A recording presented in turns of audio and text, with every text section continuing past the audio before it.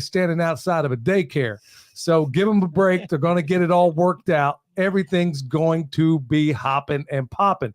In lieu of all the advertisers that we normally have tonight, they'll have to forgive me because once again, this is a bonus episode. And I am going to introduce everybody.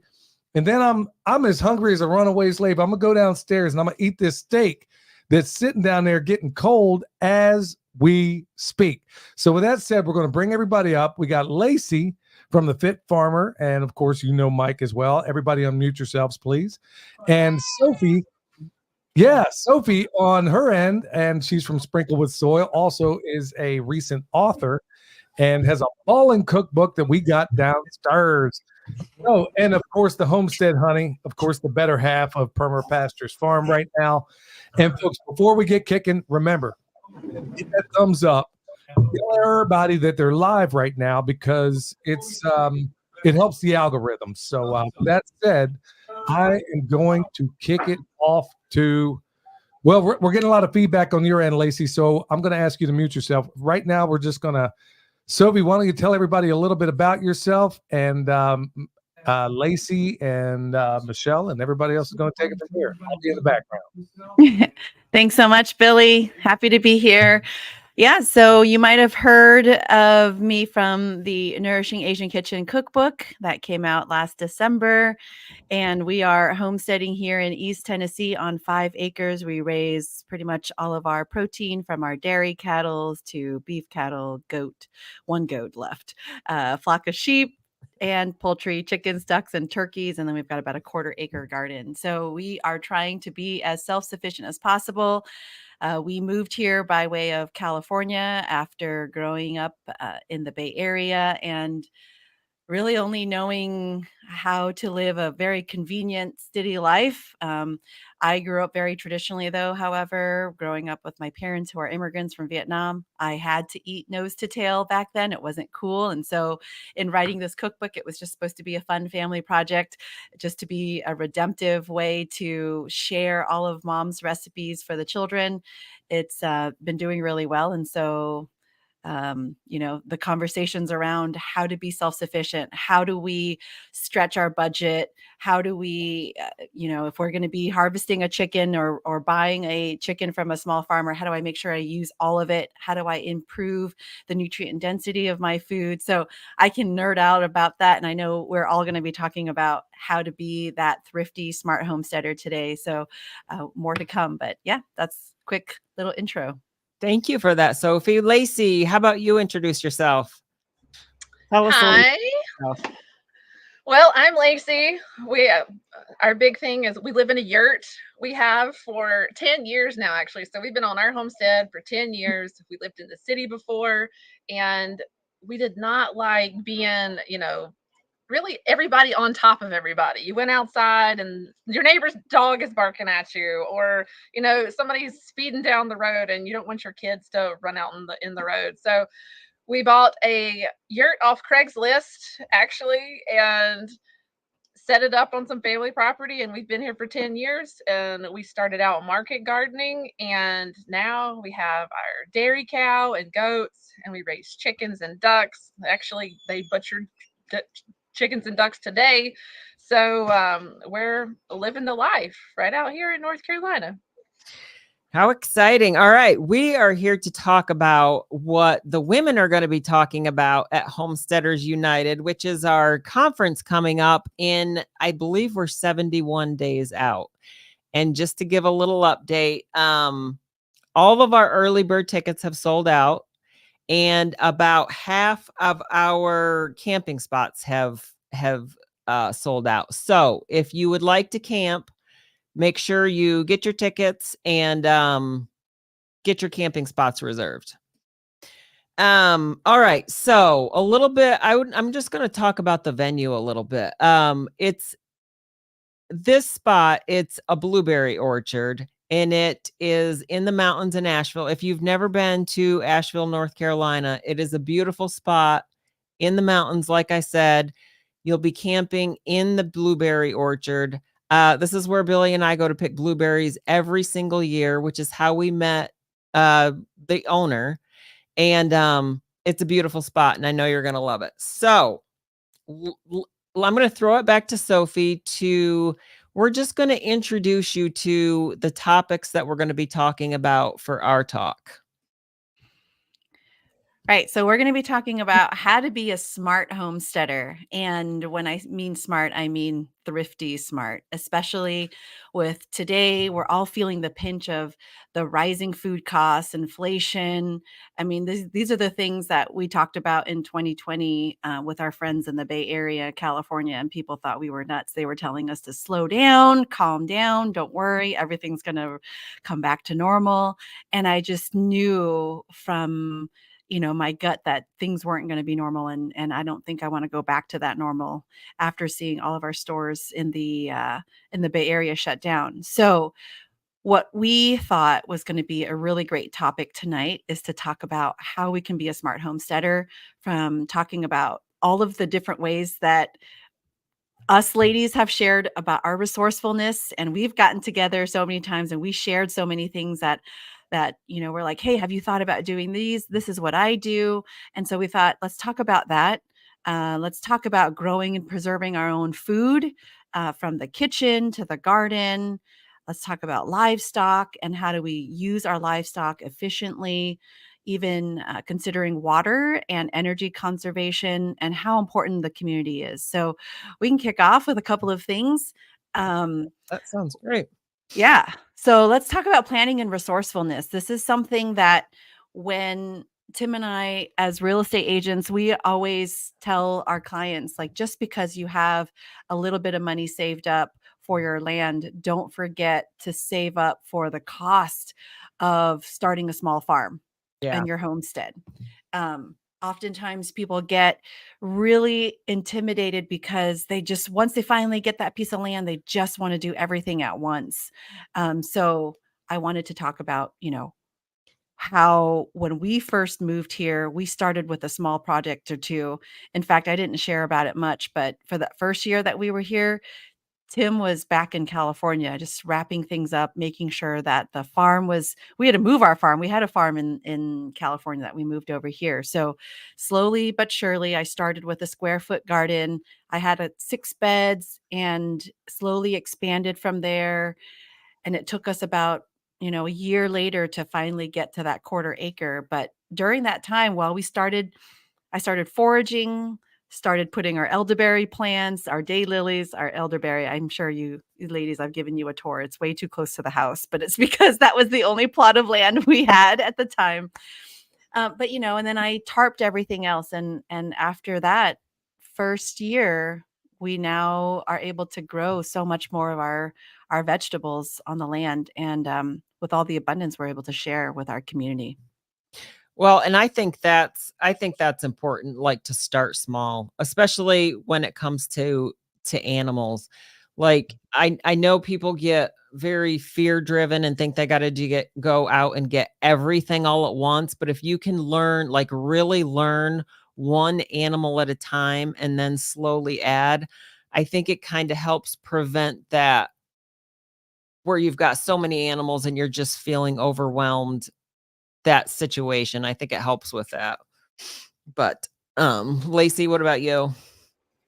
I totally agree with that statement, because it makes a huge difference whenever you can walk outside and look at an animal and know that if they're okay or not. Yes. And it really is something you have to learn to be able to do, because we talk about, when we go out of town, you don't have a lot of people that can watch your animals, because not everybody can walk outside and spot a problem. So being able to know that animal and spot the problems, or, whenever they're doing well, it makes life much easier. Because if you have multi-species that you don't know much about, you go out there and everything's dying. And that is it. It's so your heart sinks whenever that happens. And then some people totally get away from their homesteading dreams because of that. Yeah, I think that's a great point, because each animal behaves differently when they're sick. Our sheep behave so much different than our chickens do. And like the first time one of our chickens, I'll be honest, I don't pay as much attention to the chickens as I do our sheep. But like if something's off with the sheep, I can spot it pretty quickly. And a lot of times I'm thinking something's wrong and there just isn't really anything wrong. But the chickens, sometimes I need to be a little more observant with the chickens because I'm not as much, but with the sheep, I think I'm much more observant and maybe a little too hyper observant.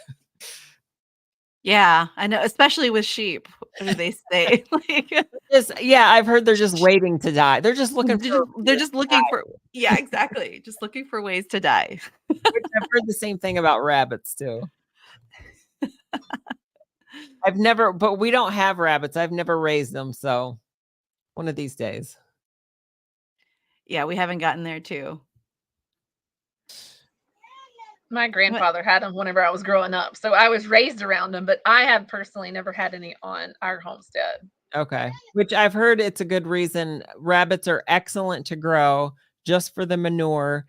And also, I know some people that are raising them for dog food too. So that might be something we add in the future. But right at the moment, we're just trying to maintain what we have. Yep. I feel like we're on the same kind of path. Like we've got the larger animals, the livestock's good. The rabbits are something we want to add, but it's just not been a priority. And also, I would like to add them so that we could run them on grass. And I believe, from what I understand, I think you're grazing. There's supposedly a woman out there that's got it down, but we need to talk to them. But raising them on grass and not losing a bunch of them, I think it takes a little bit of tweaking. So we haven't added them yet. I've seen them at Polyface where they have rabbit tractors. So, but they have a bottom to it. So the grass can stick up through the bottom, but your predators are not eating them before your animals can. Yeah. So yeah, I think that's an important. What was the next point that you had, Sophie? Yeah, the next one was the DIYers, the do-it-yourself. And so I think this is one of the things that we learned rather quickly once we started our homestead was whenever possible, learn how to fix, mend, repurpose items instead of buying new ones. And there's so many online tutorials on YouTube. There's books on everything from repairing fences to making your own soap.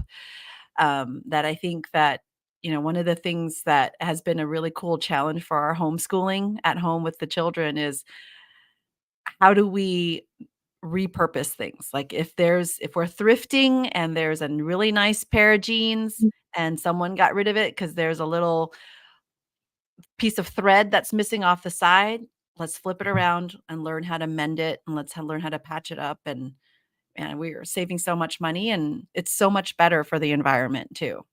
Yeah.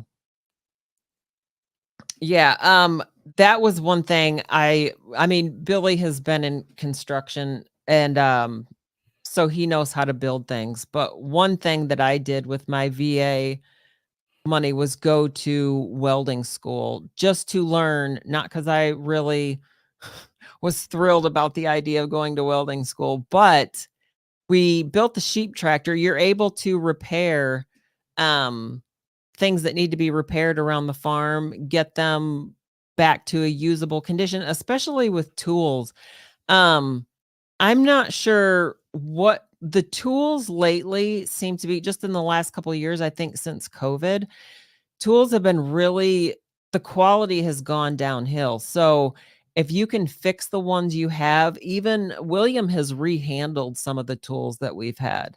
And also going to either farm auctions or estate sales and buying old tools because they seem to be so much higher quality than the new stuff. We had a pitchfork one time. I think we had just bought it and we might have used it one time and it broke the first time we used it. So I think buying those tools that were made many years ago they're just much higher quality than anything you can get from any of the stores today. I totally agree with that. You're not going to find, excuse me, tools like they used to make them. It's so much, they're going to break so much faster. And that's awesome. I didn't know that you knew how to weld. Like I want to know how to weld. That's one thing I'd like to learn. I would like to do a welding. There's a few people that want to learn, and I would like to get set up eventually to teach like a women's welding class, because just basic, like I've never worked as a welder, obviously, but I'm talking about just like farm welding, or like even if you wanted to do like build a sheep tractor, we could, build a sheep tractor or just repair of things. So that's on my goal. That's on my list of things, is to get set up to be able to teach some basic welding. I think if I remember. Go ahead. Go ahead. I was like, I'm there for that class. I want to come do that. All right. I think we could make it happen. Janet was saying that at our camping spot, she has a little blacksmith place to teach how to weld. Really? Mm-hmm. Oh, that's cool. I think, and the welder that I have is not, it's not going to be the best welder to learn on, because it's kind of touchy. It's kind of sticky, but you have to have your setting just right. So if maybe we could rent like a good one, and I think you have to have a 240 though. I'm not sure. I'd have to ask Billy, but anyway, yeah, that would be cool if we could do that eventually. Yeah. So yeah, where were we? Lacie, we were at HOA last October, and there was that little, it wasn't a thrift shop, but it was like a flea market that we had set up. And I picked up my favorite corn hand sickles. I still have 2 of them. That's like my 3rd hand in the garden. I just love going out there and whacking all the weeds. It's kind of therapeutic, but it's lasted so well. I mean, I can't imagine buying something now and having it endure all of the abuse that I've used in my gardening. yeah, estate sales too. I used to go to garage sales to buy a lot of like glass and pottery ware. I've got like bowls even that I still use to this day, just older pieces of glass and pottery. And that's a great tip for everybody out there on how to get quality tools for a lot of times cheaper prices. So flea markets are a great idea, garage sales, yard sales, all of those things you're going to get a higher quality, older tool, and maybe you have to replace a handle. But I mean, what's a handle? That's it, so much better. Yep. Yeah. The other thing is also sharing and trading too, just reconnecting with the traditional practices of bartering with your neighbors or your local community. Although I was told we can't use the term bartering anymore because the government considers that to be taxable income. So we share a lot and we trade with our community, with our skills or with carpentry, baking, or any goods and services that anybody needs. We've when we were first putting in our fruit trees, we've got a bunch of fruit trees along our driveway, and then we've got our food forest down at the bottom of the driveway. And when we first put them in, we were mulching like the whole area. And I think we've pretty much mulched that whole area in exchange for honey. So we would take honey with us to the mulch yard, and he would just let us have like truckloads of mulch for a certain amount of honey. Now that guy's not there anymore, but I mean, we got quite a few loads of mulch for honey. So it worked out pretty good for us.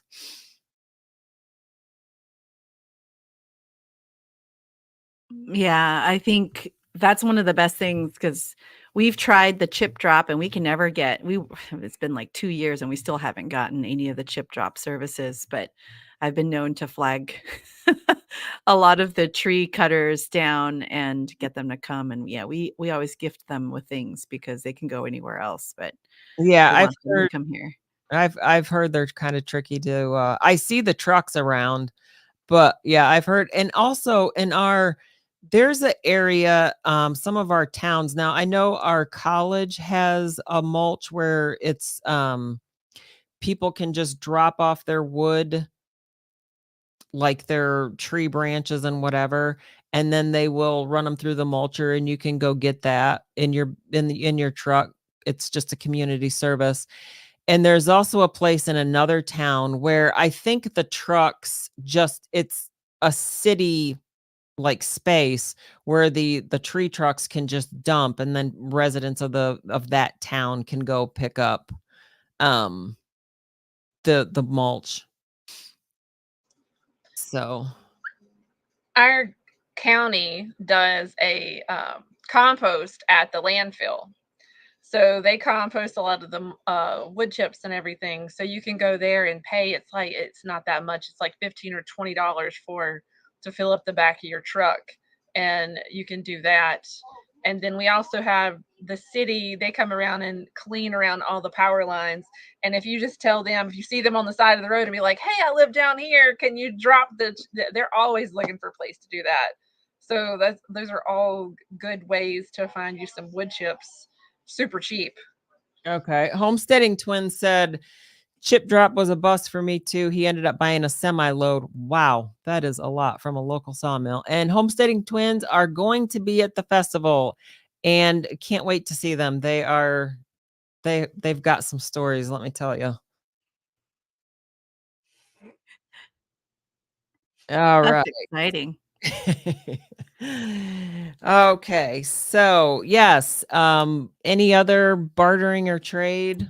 Yeah, I mean, we pretty much, well, we don't barter anymore, but we share and we trade a lot with our community, so much that like we rarely have to go to the grocery store, if that. I mean, other than buying bulk from Azure, we have a really cool service here called Naturally a Deal.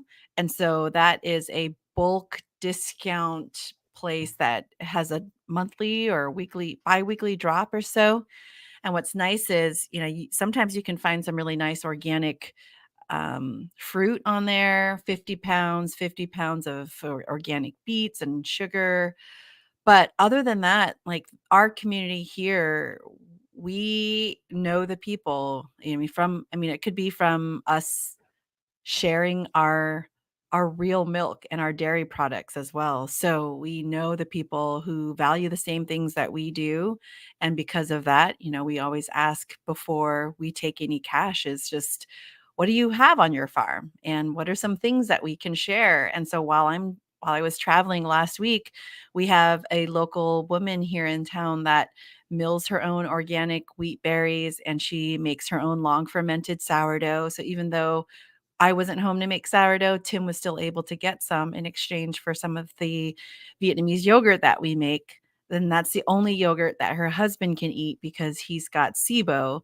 And so he can't have any pasteurized dairy at the market, but he can have our yogurt. And so it's just it's a blessing for us to be able to live this way. It's not something that we grew up with, but our community is really, critical for us being able to live this way. But it also means, you have to put yourself out there. You have to see what other people's contributions are and what you can do to help one another out. And it's just a beautiful way to live. But yeah, we rarely, if any, have to go to the grocery store because where we are, we're in a food desert. Everything, we've got our Walmart and our local food city, which rarely has any of the quality ingredients that we're looking for. Yeah, that's the way we were in Texas too, is if we didn't grow it or raise it ourselves, it we would have to go, like, the closest place to get decent any kind of organic anything was Dallas, which was like 2.5, 3 hours away. And yeah, going to Dallas that's too big of a city for me. But yeah, and that brought up another point. That was we were living in Texas, and we watched, I can't remember what it was. We watched one of the food documentaries and saw the sourdough making process of just starting with like flour and water.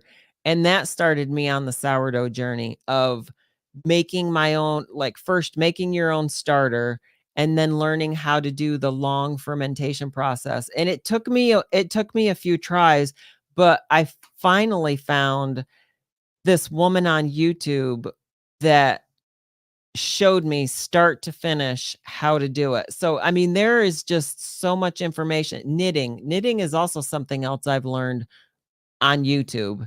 So there's so much you can learn if you focus or if you can just avoid some of the other stuff on YouTube. There's just so many things that you can learn from a free resource.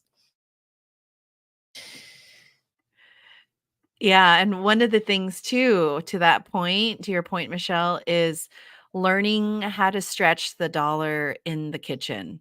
I talked about it briefly, but using a whole broiler chicken, because even we don't make enough to sell, but if we do, with the other year, I think we were charging $7 a pound for a whole broiler chicken. Now that's because we use our milk, we clabber the milk, we feed our chickens organic feed. We really don't farm to be a profitable farm. We farm because we want the highest and best ingredients for our own household.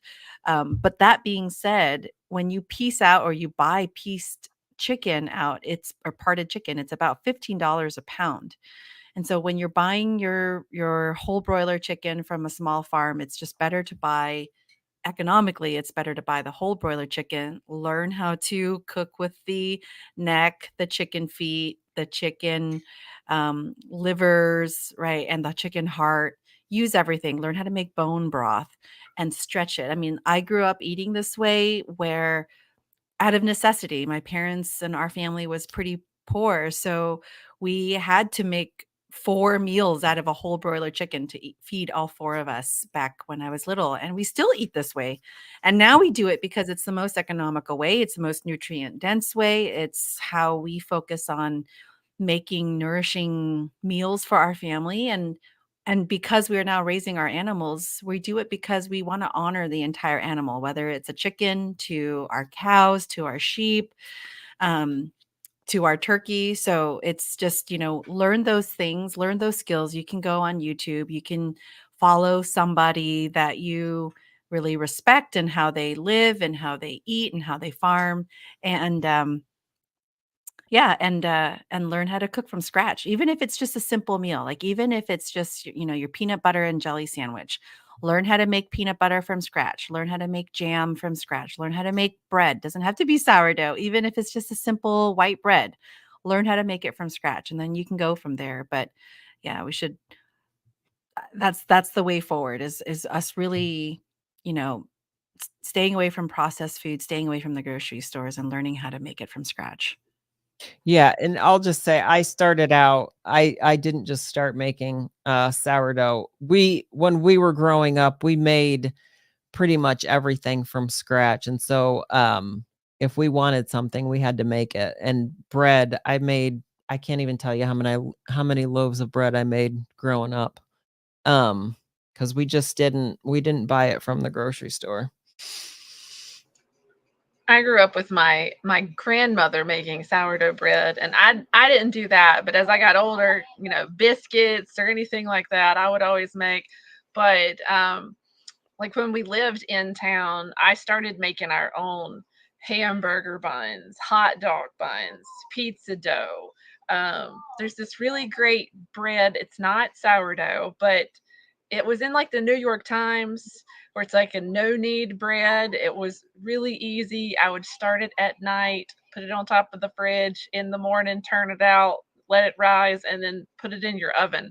And it's super easy. And that's what we ate for a long time because, for one thing, it's super cheap to make. When you go to the store now, you're paying like $5, $6. If you go to a really nice bakery, you're going to pay a lot more than that per loaf. And really, you're like a couple like $1 or so now that you can use organic flour and yeast and make your own bread. So that's where I came from, not having enough money to go buy it. So I had to figure out how to make it. And I think a lot of us, like, that has happened too. Yeah, I agree.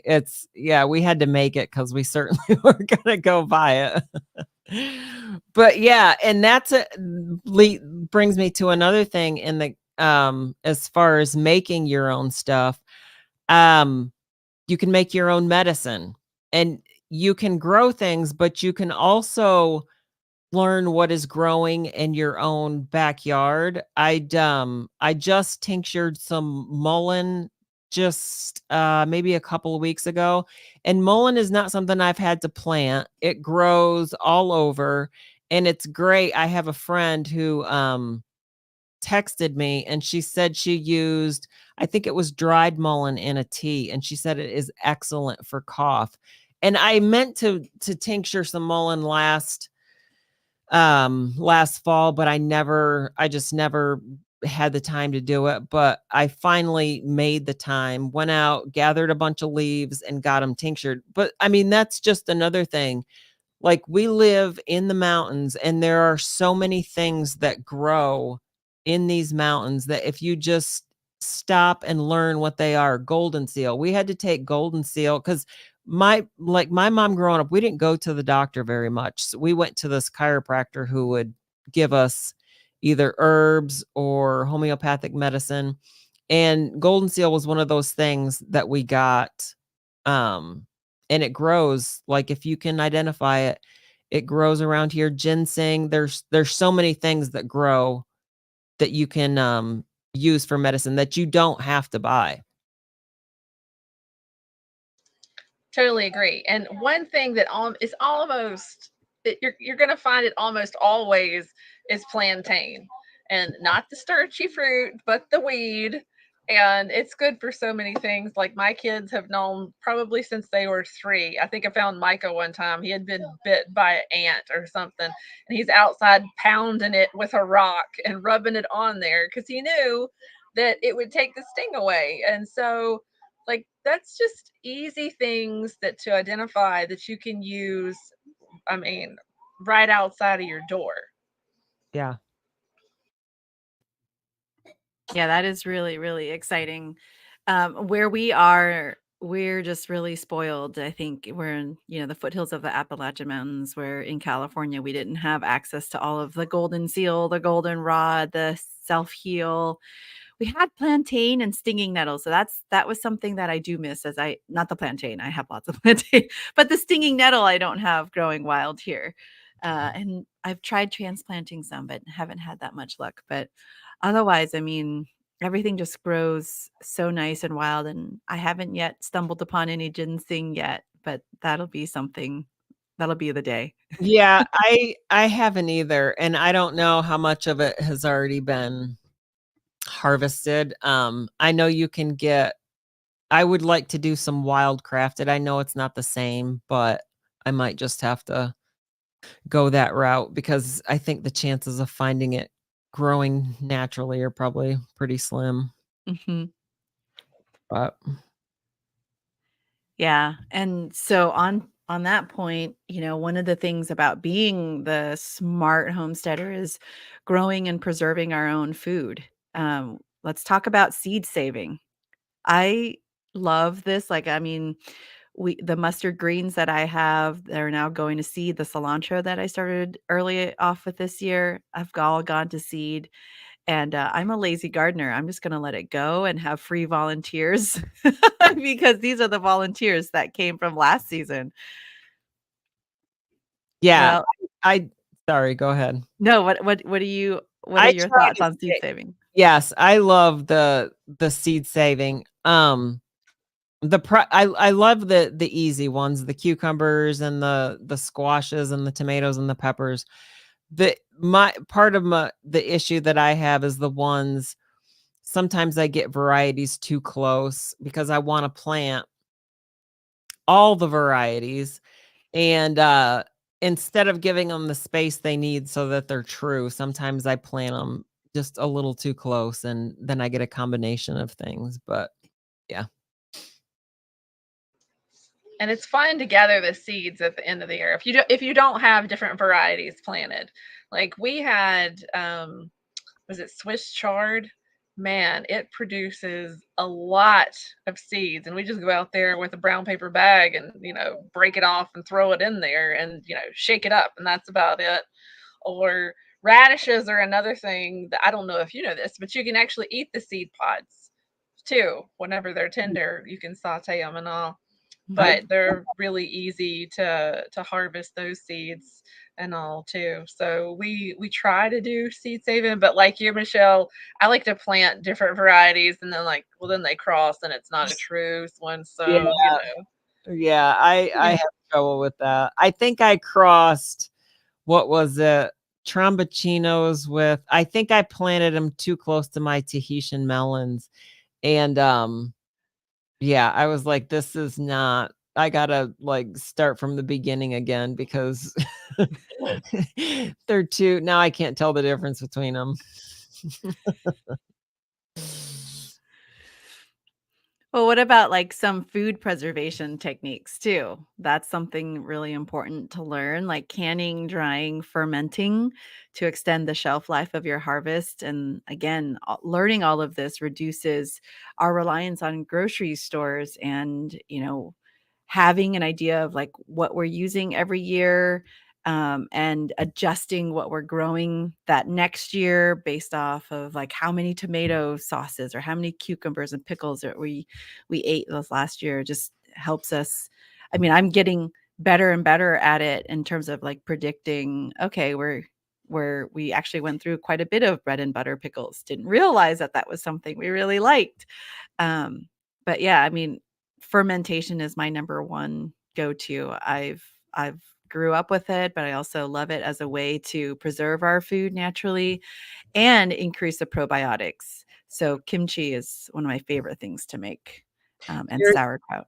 Yeah, you'll have to teach me your kimchi recipe. I've tasted several different kinds, but I want to taste yours. There was one that I got. There was one that I really liked. I just can't remember where I got it from. And then I bought one from one of the health food stores, and it had ginger in it, which it had quite a bit of ginger in it, and it wasn't my favorite. It wasn't my favorite. So I'm like, I won't do that again. But I like canning. I like the pressure canning, I think, better than the water bath. The water bath just seems so, I don't know what it is, just takes a lot of time. But we've been doing a lot of freeze drying also. Like last year we had a ton of strawberries, and rather than make a bunch of strawberry jam, which I don't really eat, I mean, every once in a while I'll put it in my yogurt, but I seem to be the only one that eats it. We, instead of making more jam, we just freeze dried the strawberries, and it's quick. You can just put them on trays and put them in the freeze dryer really quick. And we've been doing that more and more, just for time. My parents are huge into freeze drying. Like they just got one of the extra large ones that can fit a lot in it, and they make for the baby. They make like yogurt bars with the strawberries that they've either powdered or they went and got, but they'll freeze dry those, and he sees those and he wants the whole bag. So that's great. And we need to do more freeze drying. I haven't done a lot with that, but we do have one. I just need to use it more. But fermenting, I hadn't fermented until a couple years ago, and some of my kids, that's the only way they'll eat like green beans is if they're fermented. They don't want them cooked or anything, but they'll eat them fermented. And Sophie, you got Selah hooked on kimchi because she makes it now, and her last batch was really good. She said there was too much ginger in it. So Michelle might not like that one, but it was really good. But she used her, her pak choi that she had grown out in the garden and used pak choi and carrots and all for her kimchi. And it was really good. So. It's so good. Do you put ginger in your kimchi? Yeah. I do. Yeah. Any chance I get. It's so good. I don't mind ginger. This was probably just a bit too much. Too much. Was like over. It was mostly what I could taste, and I really like the. I don't know. And maybe this is not. I really like the stronger ferments, and not so much. I don't know how to describe it, but I really like the strong fermenting flavor. Not so much the ginger, but you like the sourness. Yeah. Are you a sour person? Yeah. I am. Yeah, and I'm the only one that likes the sour stuff, so nobody else. Do you like the spicy, Michelle? I like a little bit of spice. I can't do like Thai hot stuff, but I can do a little bit of spice. Okay. I mean, there's a white kimchi that I'm going to make with our Napa cabbage outside right now. We grew it and man, it's nice and thick. I have one that's bolting. So I'm like, oh shoot, I didn't get to it fast enough. So I'm going to let that one go to seed, but I have one that I'm going to make because the children love the white kimchi and it is really good. It's, equivalent to the American or European sauerkraut. Okay. German, right? Yeah. But I like it. The other thing that we started getting into was just making like fermented water kefir. Okay. And this is a great thing to learn how to do too. We're not having to buy any of the Ollie Pops anymore, which is really great. I mean, it's not thrifty in a sense, but it is nice because it's a probiotic. It's actually good for you. So that's something to mention on the fermentation side. That can be fun. I started doing marigold soda the end of last summer, and you don't need anything except marigold flowers to do it, and it does get fizzy too. So you don't even need like any water kefir or anything like that. So I've been playing around with different flowers, and then like you said, you have your flavors, your different flavors and stuff, and you don't have to go buy it at the store. That's right. It's just one less thing that we're just becoming less and less dependent on the grocery store and using what we have on our land. But actually, it's actually better for you. We're creating these probiotics, which is better for our gut health. Yep. I tried to make kombucha one time, and it was also when we were living in Texas, and the temperature where we were living was not consistent. So it was either too hot or too cold. It was very hard to regulate the temperature. And I found it was either too hot or too cold. And I need to try to make it again, but I haven't tried. But maybe I'll have to try that water kefir. That might be a little easier. Yeah, I'll share some grains with you the next time we get together. Sounds because great. It is something that Tim's been taking care of, to be honest. Like he's been rocking it because the kombucha, it's a little bit more hands-on. You do have to brew your tea, you have to put in the sugar, you have to manage the SCOBY, wait for a while, but just based off of the heat and the temperature in the home, we can get things going. The water kefir is done in 24 hours. And then we do a second fermentation, which is in this bottle to make it fizzy, another 24 hours. And so the grains just keep multiplying. So you can see, I'll share some of this with you guys. But the grains keep multiplying. And if you come to the Homesteaders United, I'll have some of these extra grains to share too. But what's nice is this is, it just keeps multiplying when it's healthy. And this is done in 24 hours. So we're really excited, really, really excited to share, but also it's easy enough that you're also getting the probiotics. But we're just looking for quick hacks, especially when things are so busy with the summer and the garden's crazy and we're thinking about preservation. We still want to be able to have fun and do something that's still easy and great in the kitchen. Yes. Amy Tracy, where did you live in Texas? We lived east East of Dallas, near Texarkana. It was right on the border of Texas and Arkansas. All right. Oh, also, I was gonna say, we were talking about medicine earlier and like growing some of your own herbs, and I was also gonna add in, don't forget about your animals.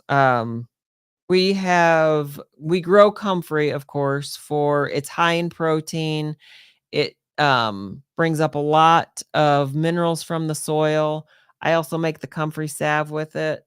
But we also have, and this is another thing that you might have growing near you, is black walnut. And you can take the black walnut hull, use it as a tincture, and it will help you with parasites for, let's say, your sheep. You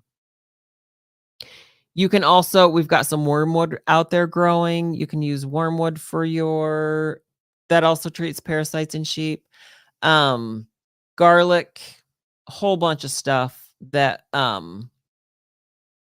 will help the health of your animals. What about you, Sophie? Yeah, I mean, I've got yarrow, I've got a medicinal garden going. I've got to take the extra step to tincture everything, but I've got the yarrow, the chamomile, I've got marshmallow that I got as a gift, and just trying to figure out, like, it just looks so pretty.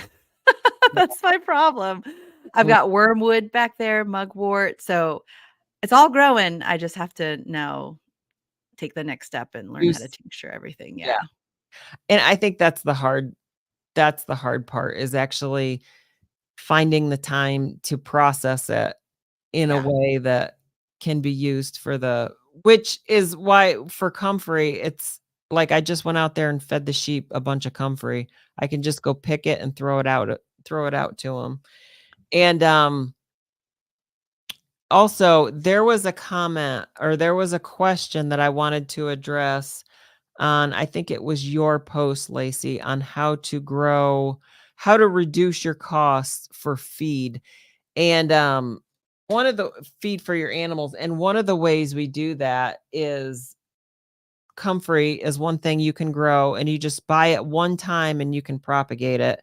Kale, a lot of kales, you can get some perennial kales to grow and feed to your animals. And tromboncinos, we got our tromboncino seeds originally from oh my goodness, I'm drawing a blank. I can't remember. It'll Is it come. rare What's seeds? that? Well, no, it was oh my goodness, I can't believe I'm drawing a blank as to where we got them. But the tromboncino seeds, like they say, if you've got a fence to grow, just plant tromboncino seeds and just grow them all over your fence, because they're very disease resistant. You can feed them to your livestock. Now, if you have ruminants, you might have to process them a little more in order to feed it to them. But if anybody raises pigs, you can just feed it to your pigs, and they will last through the winter. I mean, we just had one from last fall that lasted through the winter time. Another really good one is the mango beets. Oh, So yeah. we just started growing those, and those can get up to like 20 pounds. What's good is we can feed those out to the chickens and the cows, the cattle. It'll help during the winter time, because hay is getting so expensive. Non-sprayed hay is getting pretty expensive. Yeah. Yep. Yeah. I had something and I lost it totally. I was gonna say,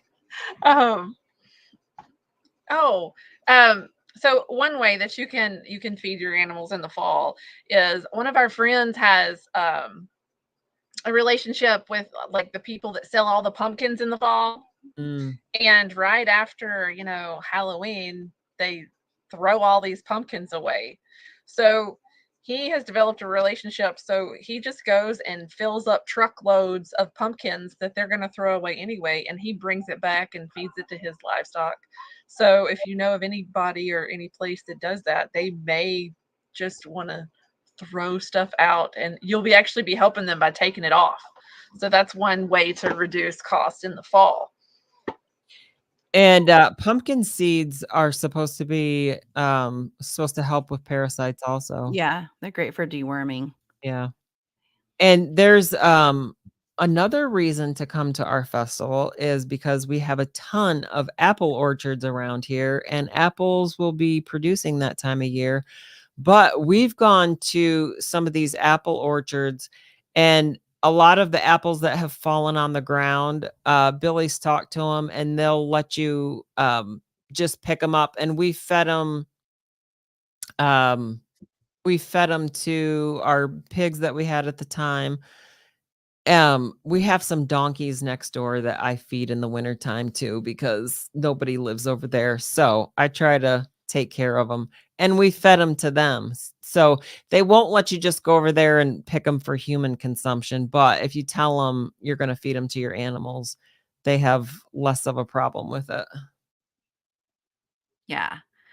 Another thing that we do, we're swimming in milk right now. So one of the things that we do is we also stretch out our chicken feed and make a clabber with the milk and stretch out and ferment. It's also better for their gut health, but we ferment the feed in a couple of days and feed it to the meat chickens. Our meat chickens are nice and fat and fluffy, but our egg laying hens are, they've got great gut health. But if you don't have access to the milk, you can always ferment with water too, and that's still great for saving money on your feed. So it's just getting more and more expensive. Yeah, we've done that in the past, fermented. Yeah, just with water, and it does stretch your feed bill a little bit. Yeah. One of the things that we're going to be learning from you and Billy, Michelle, is composting. That's another thing to learn how to do. Yes, and that's another thing you can with your food waste, we can learn to, if you don't feed it to your chickens, or you can compost it, which is an excellent way to save money on inputs, because you are not going to be able to buy compost any better than what you're going to be able to produce on your own farm. It's going to have all of the microbes and animal life specific to your location in your soil. And it's a lot of the materials that you need to make the compost, you can go collect for free. Like grass clippings that could be your green. Nitrogen can be any poop that you have from animals. So whatever animal manure you've got, you can use that as your nitrogen source. And then your carbon, you can collect like leaves from the woods, wood chips, and you can even try to get some of that decomposed fungal life that is in the woods. Get that into your compost to start to get the fungal going. So yeah, and then put that on your bed. You can make compost teas, compost extract. So that is going to be exciting to be able to teach, because it'll save you. You're going to have the best soil, all with materials that you collect from around your area. Yeah, and not just with our veggie scraps, but with our animal byproducts too. So after harvesting, we're going to be harvesting at the event, but any of that blood to turn into blood meal, feather turning into feather meal, bone turning into bone meal. But I know we're also going to be learning how to compost all of that together. Yes, and that's now, do you do that? Do you turn your the blood into blood meal? Is that what you guys do for your? We dilute it, Okay. and then we pour it into the soil. Okay.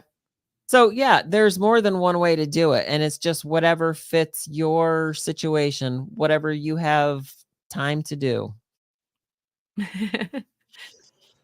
Mike does that. He takes all the blood and adds it to the garden, and I'm just stand far away from there as he does it, because I'm like, no, thank you. It smells awful. I can't handle it. Yeah. Yeah. Yeah. We've put some things in the compost pile, and that sometimes that first turn after you've got body parts in there is is pretty strong. But And then the other thing is the zero waste kitchen too. So not just eating nose to tail, but anything that we're done using in the kitchen, we can return back into the soil. So one of the things that I do is after I'm rinsing out my milk jars, instead of dumping it down the sink, what I'll do is I'll just go outside and grab a couple of these jars that I have and just put them straight out into the soil, which feeds the microbes, and the plants are so happy. It's just natural fertilizer for them. I saw somebody mention about the coffee grounds at local coffee shops, and that sounds good in theory, but coffee is actually the most heavily sprayed crop out there with pesticides. So if it's not organic coffee, I necessarily wouldn't put that on my garden. That wouldn't be my first choice. I'll put it that way. But one thing that we have done before is go to these smoothie juicing places, and they have tons of pulp left over. And if you can set it up with them to take their pulp away and put that in your compost or put it in your garden, that is a really good resource, and you're doing them a favor, and it's free most of the time. that's a great point, and that goes back to some of the ways to feed your animals, is try to get some of these, like, for example, Billy works with a bakery, and he's developed a relationship with them. It didn't start out that he was taking some of their food scraps, but he developed a relationship with them and figured out how he could be a blessing to them. He's done some electric work for them, and a lot of their baked stuff that they can't sell, he gets and just goes and picks it up once a week and feeds it to the chickens. So that's an excellent point. If you can figure out how to maybe reduce the amount of food that they put in their dumpster so they don't have to have 2 dumps per week instead of 1. That's an excellent point. And one other thing that we've done is actually, my mom works at the food bank. Sometimes she volunteers. Well, they have stuff left over a lot of times, and they need somebody to come pick it up. So for a while, we would go, and it's a lot of vegetables and things. Sometimes it's in packaging and everything, but that's another good option. You can feed to your animals and or put it in your compost. Because that's like the end point, right? Do they have to put it in the dumpster after that? It's not like they can do anything else with it, right? Yeah, because it's like all out of date. And normally by that time, we would go through stuff and pick out some stuff. If it looked good, I'm not above doing that. But most of the time it was like mushy and everything. But the chickens, they'll love an old watermelon thrown in there, or melons or different fruits. So there's lots of ways that you can, reduce food cost. Yeah, we do have a question, and I'm going to put this up here. What plants could lower an immune system, and what could be used as a steroid? I'm not sure I know the answer to that, but Lacie or Sophie, if you have anything you want to contribute, go ahead and. Well, I think if anything that may lower your immune system, it could be something that you're allergic to. There's plenty of stuff out there that you're going to have a reaction, and that's putting a stress on your immune system. But as far as steroids, I don't know. Stinging nettle is one of the plants, or it is the highest amount of chlorophyll in a plant that you can get. So if you want something that's going to boost your immune system, I think of stinging nettle, elderberry, echinacea, those things. Even comfrey. Some people don't say to ingest comfrey. Gonna throw that out there. But there have been other people that have used it for years and never had any problems internally. So you have to decide for yourself on that. But those are the ones that just come to my mind right away. Okay. Yeah, I'm not sure what could be used as a steroid. One thing about lowering the immune system, I would say maybe try to calm the body down. Put your body in like a more relaxed state. So um maybe some deep like maybe some deep breathing, just like maybe just calming yourself down so that it's not reacting to every little thing, if I'm understanding that right. That would be my recommendation. Rainwater harvesting. I have that as one of our topics. And after that, I don't have any other, unless we have any questions, which I've been trying to keep track. And I don't see any questions. So if we want to just talk about rainwater harvesting.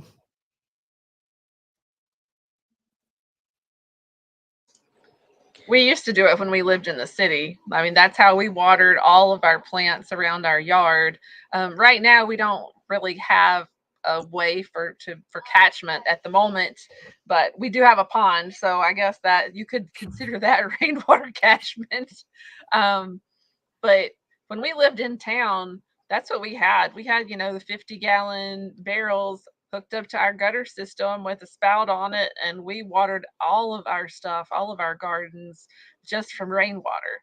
And actually, it's better for your plants too. Yeah. You get all the nitrogen from the lightning actually puts nitrogen into the water during thunderstorms. And so that's why everything greens up after a thunderstorm. But I always think that's pretty neat. Yeah. That is pretty neat. Yeah, we do just some light rainwater and catchment, but we did more of it when we were in the city. We get so much water here already, and that's kind of one of the reasons why we targeted the area. And so we don't really have to water the garden much, but that would be the water that we use to water the garden when we were in the city. A couple of things I would just say. I know ponds, if you have ponds or if you can put ponds in, you can also use them to stock a protein source. So that would be another way to get a protein source with you don't have to raise the animals, just stock your pond with fish that you would eat. And swales, you can also, now you have to be careful with swales, especially around here, just because you don't want to go above a certain, if your slope is too steep, you don't want to put in swales. But if you have flatter land, you can put swales in to preserve that water.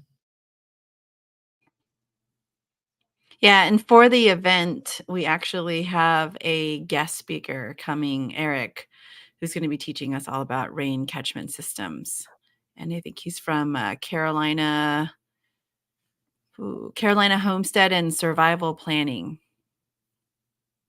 So we'll talk more about that. Yeah, so I'm excited about that one. I'm excited about the whole event overall. I think it's going to be fantastic. And I'm really looking forward to the food.